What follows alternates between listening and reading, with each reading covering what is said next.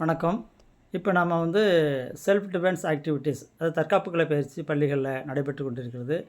அந்த ஒவ்வொரு நாளும் அந்த ட்ரெய்னர் அந்த பயிற்சியை முடித்த பிறகு ஸ்கூல் எம்இஸில் எப்படி நம்ம அப்டேட் பண்ணுறது, என்ட்ரி பண்ணுறதுங்கிறத பற்றி பார்க்க போகிறோம்.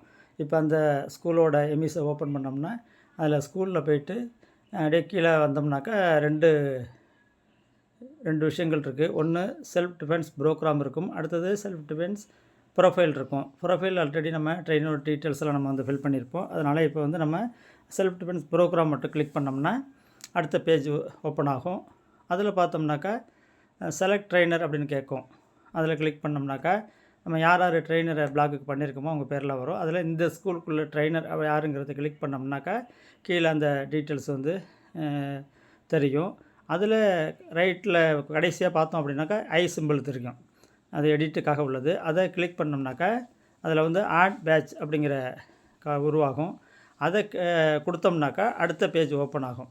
அப்போ அந்த பேஜில் என்ன இருக்கும்னாக்கா இன்னையோட செஷன் டீட்டெயில்ஸ் இருக்கும். அதில் பார்த்தோம்னா first conducted date, session conduct பண்ண தேதி, இந்த நாள் டேட்டை போடணும். அதுக்கு அடுத்தது participant student, number of student, எத்தனை பேர் கலந்துக்கிட்டாங்கிறத போடணும்.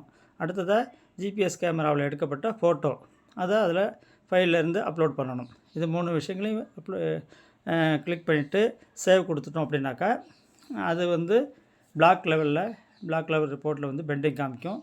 அங்கே வெரிஃபை பண்ணிவிட்டு அதை அப்ரூவல் கொடுத்துருவாங்க. இப்போ ஏன் அந்த ஜிபிஎஸ் கேமரா சொல்கிறோம் அப்படின்னா அதில் டேட்டோடு இருக்கும். அப்போ தான் அவங்க இந்த டேட்டில் தானே சரியாக பண்ணியிருக்காங்களான்னு வெரிஃபை பண்ணிவிட்டு நமக்கு அது அப்ரூவல் கொடுப்பாங்க.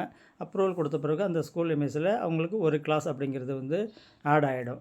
இதன் அடிப்படையில் தான் 8 கிளாஸ், மாதத்துக்கு 8 கிளாஸ் முடித்த பிறகு அதுக்கான அவங்களுக்கு ஊதியம் வழங்குவதற்கான தகவல் இப்போது சொல்லப்பட்டிருக்கு.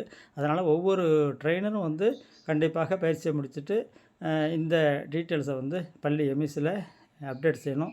இதற்கு பள்ளி தலைமை ஆசிரியர், பொறுப்பாசிரியர் இதனை இதையும் அதை கவனத்தில் எடுத்துக்கொண்டு செய்துட்டாக்கா ஈஸியாக வேலை முடிஞ்சிருக்க தகவலை தெரிவிச்சுக்கிறோம். நன்றி, வணக்கம்.